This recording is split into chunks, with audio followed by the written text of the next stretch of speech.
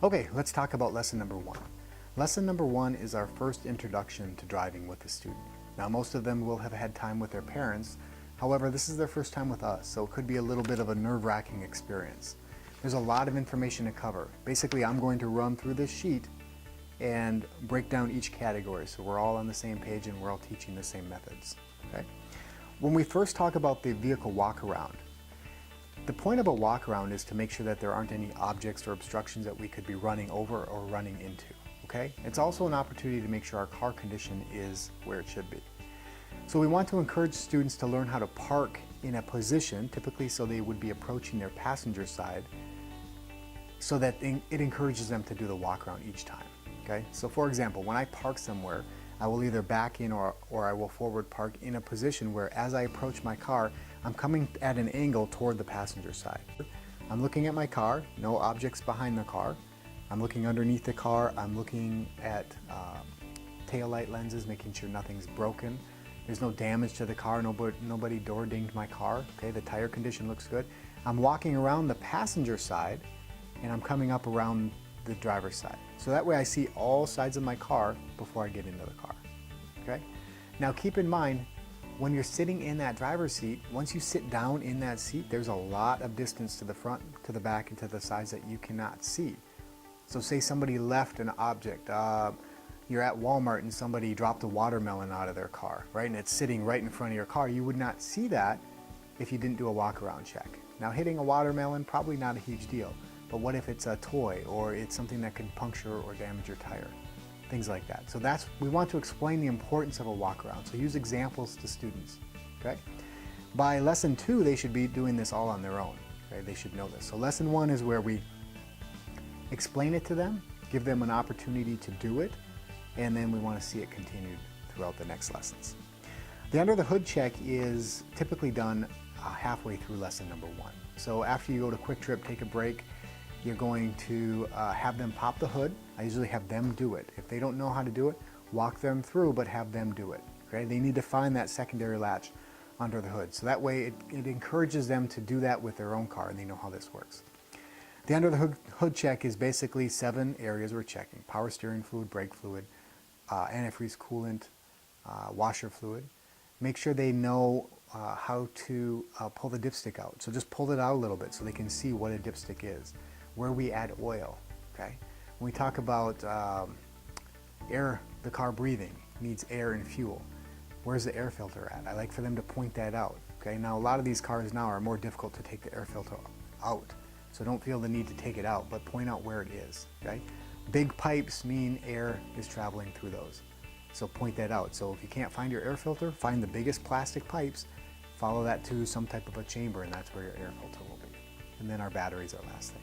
Okay? Some of these students will thrive in this area, some will not, but explain the importance of it. Basically, it's a general idea of maintenance, things that we have to be on top of. Okay? When we move on to vehicle controls, this is important, especially in the early stages, that students understand when they get into a car that they've never been in before, they need to understand how things work, how to operate windows, how to operate defrost, where certain buttons are. I've had a lot of students during the lesson, they forgot how to turn the wipers on. So while they're driving around, it starts to rain and they're fidgeting, trying to figure out how the wipers work. That's a good example of why it's so important for us to know this. Okay? Now get a routine. Each car is set up a little bit different, but get a routine on how you explain this. Now, lesson number 1, you're gonna have more questions probably, okay? But still allow them to find these gauges or identify them. So I like to start on the gauge cluster. And I will start on the far left and I will say, well, tell me what the gauge on the far left is. And I'll point it out if they don't know what I'm asking about. Have them explain each gauge and what it does. Okay? The tachometer is one that we talk about thoroughly in class, so most should know this, but some will still fall short. Go over door locks. I like to say, why is the door lock on that side? Talk about windows and the window lock. Why is there a window lock? Talking about front and rear defrost. I like to explain to students why or how the front defrost works versus the rear defrost. The front blows warm air to defrost the window. It will take longer. The rear defrosts pretty quick because it heats up the rear glass using those wires that run through the glass itself. By explaining these things, it helps them better understand the process. Why is it important to know this? The emergency brake. Explain, why is that there? Why is it a handle? What other options do we use this for? Okay, it's our secondary brake as well as used for parking. Okay, so get comfortable with how all of those processes work and how to explain it, to get the most out of the lesson. So when we talk about the hazard lights, an instructor gave me a great idea a while back. She said that while sitting in the passenger seat, she will give the students a scenario. Let's say you're driving down the road and you have a flat tire. You pull over to the right side of the road. How do you let other drivers know that you have a problem? And most of them will say, well, we have the emergency lights, hazard lights. Okay, where are those? And they look around the car and they identify them. There they are. Okay? So make it interesting and fun and an opportunity for them to explain what they know at that point. Okay? Remember, when you're scoring these sheets, a 3 is the expectation. All right? In lesson number 1, we cut them a little bit more slack because they probably don't know everything at that point. But if they are determined to learn and they're trying, they should definitely be meeting an expectation. Okay? When we talk about smooth acceleration and braking, this is an area that we see a problem with new drivers. Typically, it gets better each lesson. Okay? But the first lesson, it's our opportunity to express the importance of smooth acceleration and braking. All right? What do I mean by smooth acceleration? It means when you're starting from stop, it's a smooth process. The car's not jerking, you're not being thrown into your seat. Okay? When you are taking turns, you're letting off the gas, you're coasting, you're allowing the car to maintain a level balance, not a lot of weight transfer front to back, just using the gas pedal. All right? If students are struggling with this, I've got a great exercise. Pull into a parking lot and put the car in park. Now, just them using the throttle, have them raise the tachometer up to about 2,000. Okay, get that needle right at 2,000 and ask them to hold that. Some students can get it there and hold it pretty steady. They have good foot control. Once they get it steady, bump up to 2,500. Once they get that steady, bump back to 2,000. Okay, just take a couple minutes of doing this exercise so that they learn that it's very small movements of their foot create large movements in that needle. Okay, that's a great example of how to build throttle control. When we're talking about braking, this is a wear and tear issue, not just on our training cars, but we want to encourage them to have smooth braking in their own vehicles. It'll help them eliminate wear and tear costs down the road. Okay? That's an important thing. Braking is planned. Okay? While we are approaching a stop, we're going to let off our gas and coast 4 to 6 seconds before we touch the brake pedal. A lot of new drivers and seasoned drivers are gas or brake drivers. They're always on one of the two pedals.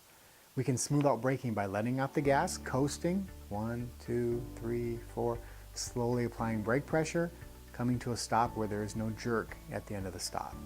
Okay? Teach this. Go out to some residential areas, go to parking lots, fine-tune this skill very early on because it's going to be much harder to brake if lesson 3 we're still struggling. Okay?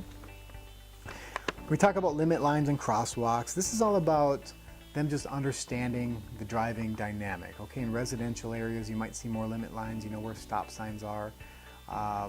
Where do we stop? Remember, stop signs are there for people. We stop for people. We yield to cars. Okay, we don't need a stop sign to tell if a car is coming because we can see cars. They're big. We can approach and come in nice and slow. We can see a car, no car, and we can go. People are much harder to see. So the sign is there to stop people, so they take a second to look to make sure there's no people, no smaller things that are difficult to see when you're rolling through. So encourage that. We stop for people, we yield to cars. So every time we see a stop sign, we're looking for people first, all right? And we're stopping in the appropriate spot because we're behind the crosswalk. That's the idea of a limit line. Speed control, of course, we want them to be within the speed limit, however, using good judgment. Residential area, the default speed limit is 30, but we want them closer to 20. Okay? Some areas you might be 25, some areas you might be 15. Watch them and see if they're adjusting their speed based off of the environment they're in, not just driving up to the speed limit. We talk about sign recognition, planning ahead, seeing signs. I like to take them in areas where a lane is reduced. 2 lanes are reduced down to 1. That requires them to see a sign, make a judgment call to do a lane change, and do this correctly. When we approach two-way and four-way stops, I loved asking this question. Is this a two-way or a four-way stop? What they're looking for is the all-way sign underneath the stop sign. If it says all-way, everybody has to stop. If it doesn't say that, it's a two-way stop. Okay? So if they get this correct, then ask them what's the difference.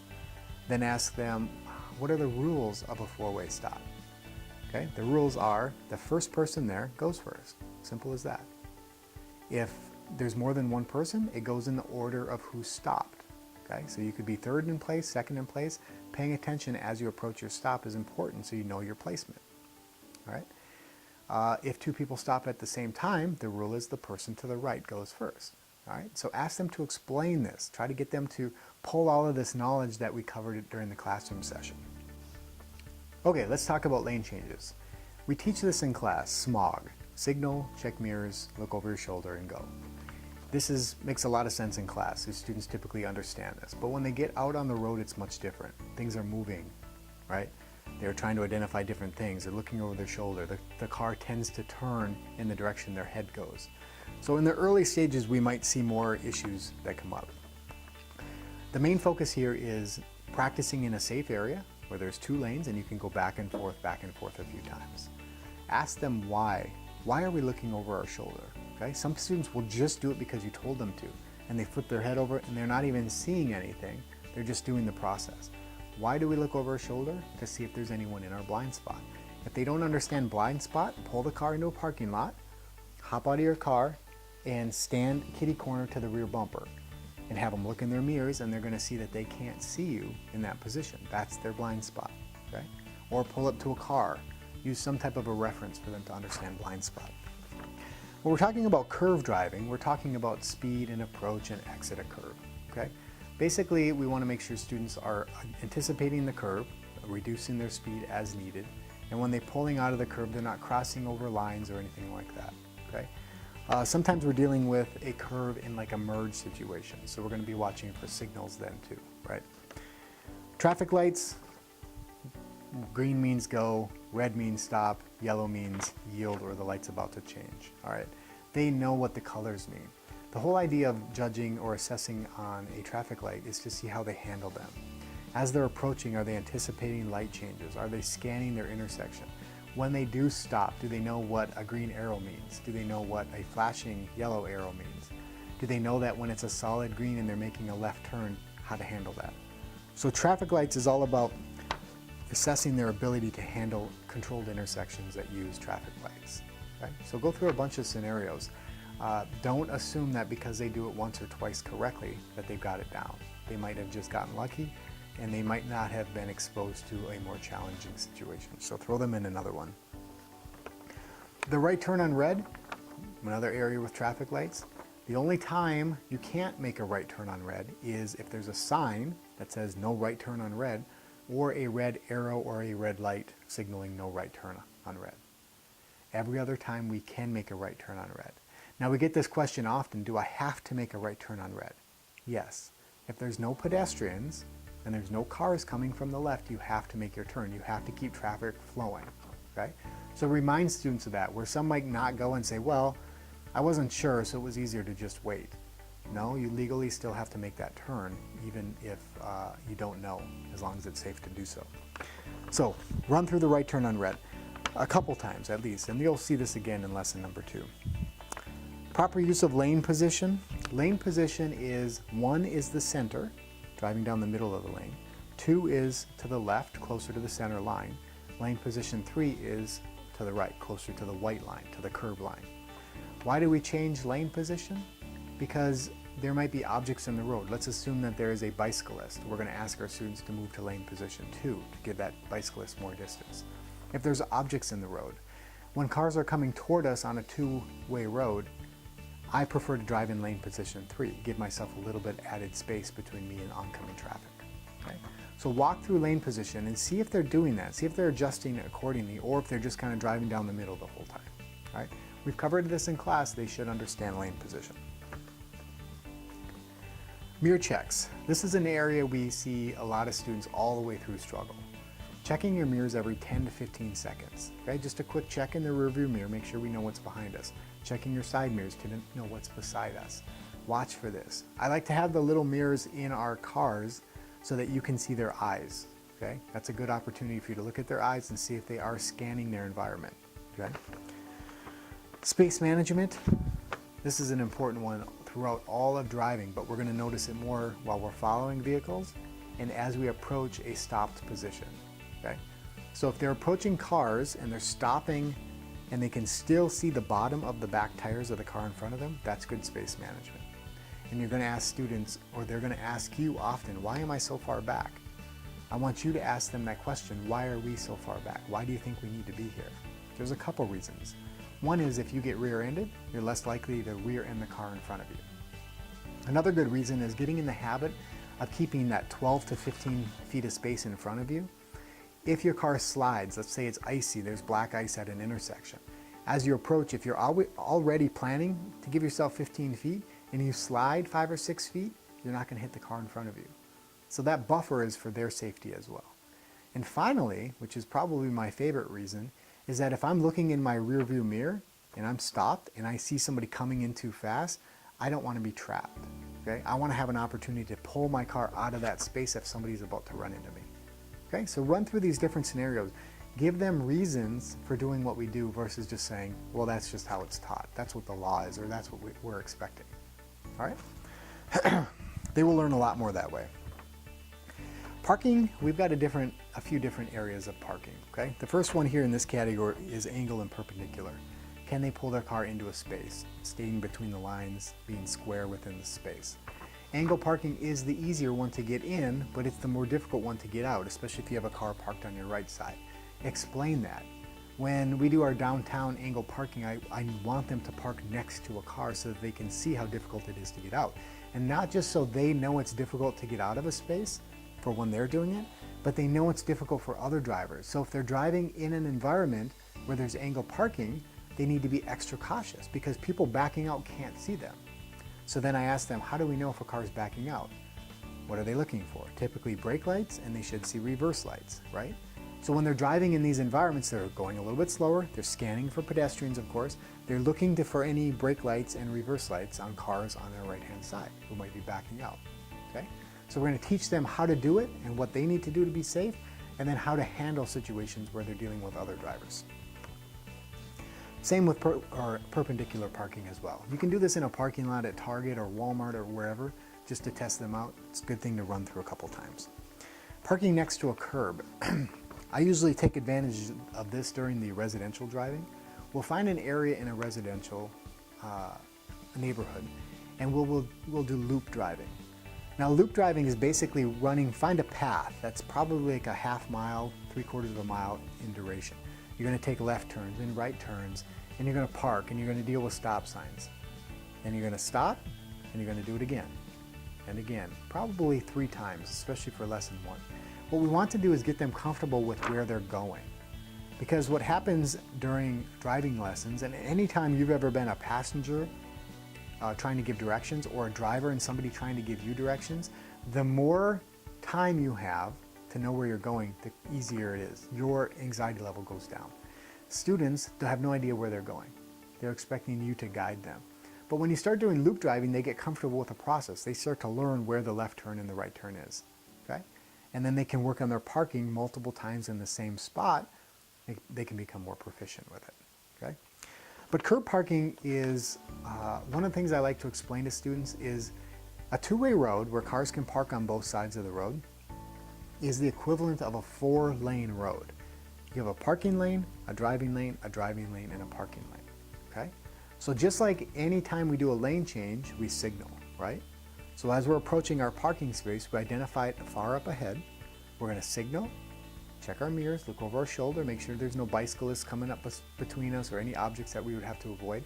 We're going to move our car into the parking lane. Now we're not pulling in just to stop, we're driving in the parking lane a little bit, pulling up to our space and stopping the car. All right. This would play out differently in a downtown setting where maybe you only have a small space to work with. But in residential, typically you have an opportunity to drive in your lane, maybe 50 feet, and then find your stop, okay? Getting within 6 to 18 inches of the curb. Simple as that, okay? Run through this a few times with them though. A lot of times we end up getting too many miles on the car. Remember, you're supposed to be between 20 and 25 miles per lesson on the car. We get too many miles on the car because there's too much of just driving. These lessons are about explaining things, doing it over and over again. Okay, parking is a good opportunity. Once you get that car parked, get out of the car for a minute. Have them get out and take a look at how close they are to the curb. If they're on one of those sloped curbs and their tires are on there a little bit, show them how that bulge of the tire would be hard on that. We don't want that to happen, okay? Anytime you have opportunities to get them out of the car, it would be good because they've been sitting in the car for an hour, they have a 10-minute break and then another hour. Okay, that's a long time to be sitting in the car.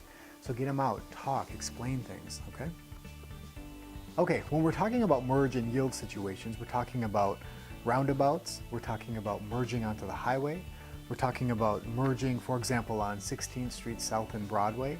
If you're heading south on Broadway, there's a merge situation. There's also one up by the movie theater up on the northeast side of town.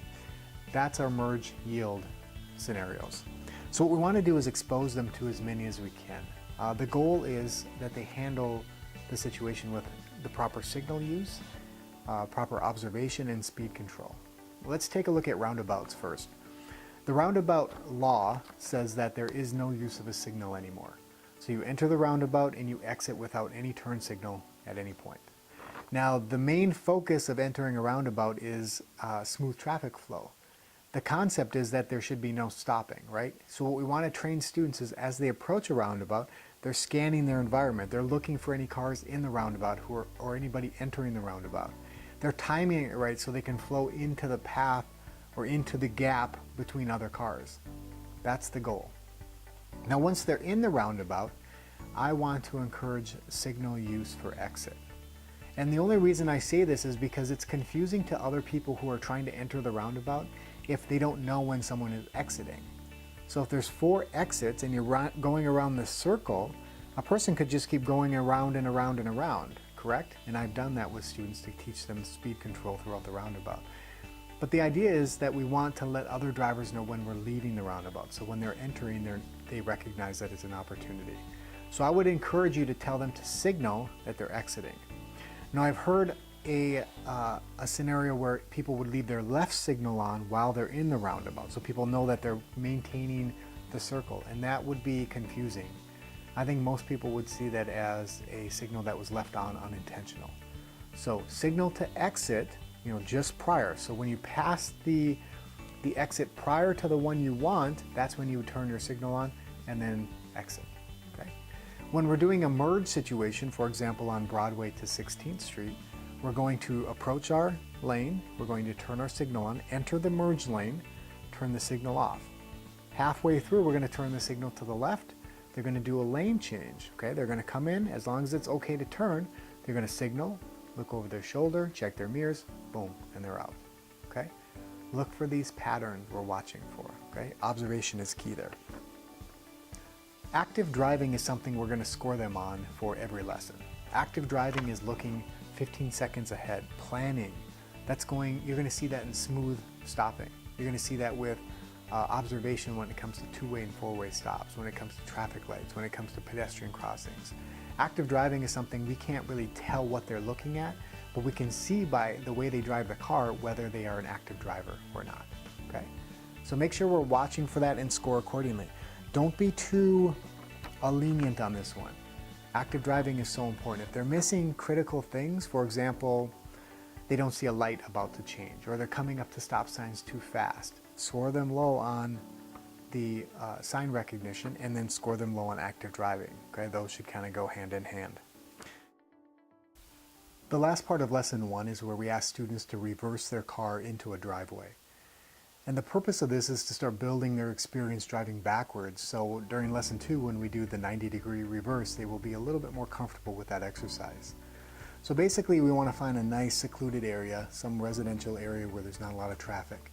And I like to choose driveways that have the width of 2 cars, just for the simplicity this early on in their training. So we're going to have them pull forward, activate a turn signal back into the driveway, stop the car, and then turn the other direction. And do this a couple times. This will help build that confidence of driving backwards. If you feel like they are very much struggling with reverse driving, it'd be good to go to an open parking lot and just practice driving backwards. Okay? This is a skill that parents typically aren't working on specifically. So if we can tackle that, they'll be much better off. So that's where we're at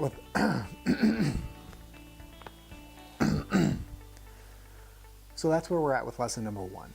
As we transition to lesson 2, we're going to see a lot of similarities from lesson 1 as we start advancing into other tasks and expectations. But lesson 1 is very basic. We want to score them accordingly. You've been trained on how to use the too cautious, too confident meter, overall score, making good notes.